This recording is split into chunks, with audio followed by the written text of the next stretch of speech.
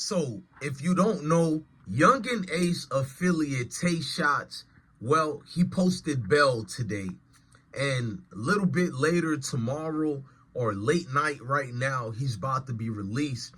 If you don't know, he was arrested in South Carolina on certain charges. One, I think, was a weapon charge, and other charges are unrelated and not put out. But the bond was over $100,000, which Tay posted. Now, if you guys don't know, this is the affiliate of Yungeen Ace, and he has been doing the most since Foolio got killed.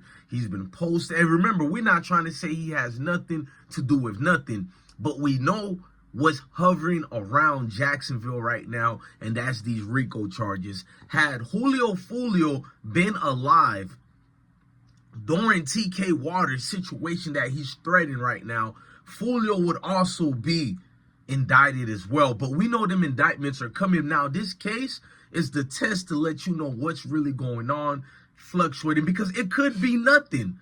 It could be Tayshotzz was just doing something stupidly in South Carolina, and when they arrested him for the stupid act, they found out that there's a warrant and nothing else. But that's the problem.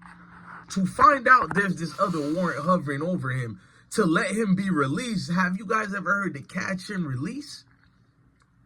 You know, the fact that he even has a bond lets you know this is a chess game right now. Why would they take him and obtain him and keep him for that long and mess up their entire case, bruh? Why would they do anything like that? And I'm not saying he did anything to do with anything, because we know he's affiliated with not just Yungeen Ace only, also Jada Yungeen and a lot of, just real rappers who cool with each other. This is not saying nothing, but I'm watching moves, bro. If we can look at how he behaves after this release, like, meaning what stipulations was placed upon this bond?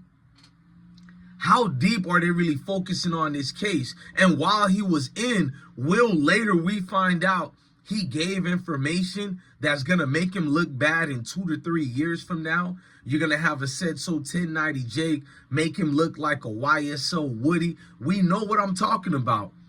Every time they get locked up like that, remember, he was locked up in South Carolina and extradited all the way back to Jacksonville. Now, what goes on when they're extradited or locked up, even for separate reasons away from the main case of Foolio situation or the RICO situation, or just terrorizing Jacksonville and other cities through different state bounds or whatever.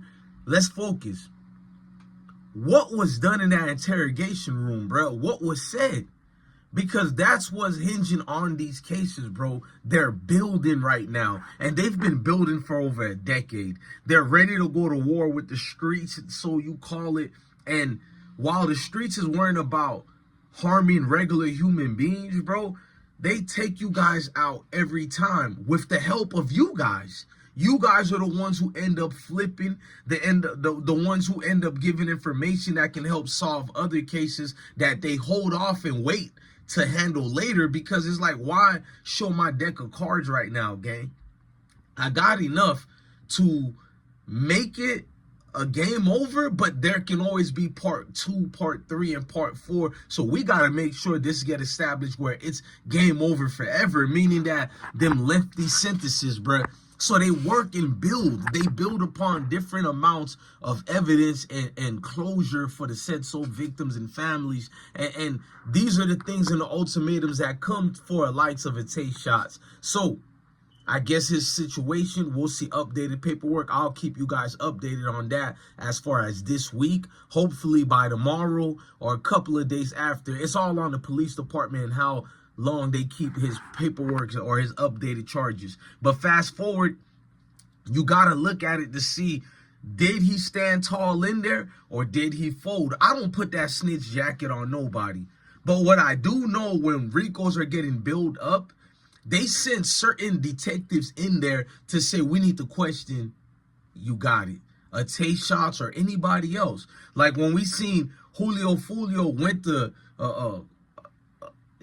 jail system several times through them recording videos, you can literally see it was different detectives who came in there on different cases that had nothing to do with said sole reason of why he got arrested and went in there. So they're digging, they're fishing, and they're building. They're trying to see who's gonna break and give you enough information where even if you don't snitch or you think you didn't tell, but they can catch you slipping if they just let you talk too much. You dig what I'm saying? Like, I talk a lot, but you niggas be talking too much. And what they do is just bring you in that room and ask you certain loaded questions that they've loaded already weeks in advance. And when you get in there, you see them reading on a note. If it was genuine questions coming out with a regular case said so situation, they would have talked in a vibration that just seems flowing regular. Nothing conniving, nothing hidden, but they come with these loaded questions like, okay, at 9 o'clock, you said you was leaving your baby mama house, and you so 38 deep thinking you smart. And the cop, you go, yeah, I was leaving her house. And they go, okay, cool. They make you comfortable, and you think you didn't say nothing wrong. But a year later or whatever, they're building that case, and the case pops up, and that state not magistrate, but the state council comes up to you, and a prosecutor looks at you and said, but you said such and such as this time you left your baby mama's house, and you looking just comparters, bro. Like, even your defense counsel is looking like, damn, nigga, you didn't tell us you said this to the, and even when they went through the, opening your case files to do their due diligence prior to the case starting or whatever, a lot of these things are rings around the rosy that said so the prosecutors don't have to really show their hand like that. They can tell the defense, we have this, but they don't have to go in depth. So that's what I'm trying to tell y'all, bro. What was said in them interrogation rooms? Gotta pay attention to that, bro. All you dudes who are doing the most on Instagram or whatever, you don't have to worry about it. That's not what they need to prosecute none of you niggas nor indict you. What they do is been building cases on you guys leading up to the day that Foolio got killed or whatever, or not just him. Even if it was a Yungeen ace that got splatted, or if Queso was out here and got splatted, they see all this, bruh. They build it up and wait for the rest, bruh. Like you see with the duck situation, and they follow the tags of that one vehicle everywhere. Even the other one that they try to park back at the O, they've watched everything because these new technologies follow certain pinpoints. Pinpoints follow certain acronyms. So now they got tags of you on this street, that street, back street, front street. You know the rest of it. And this how this gonna play out.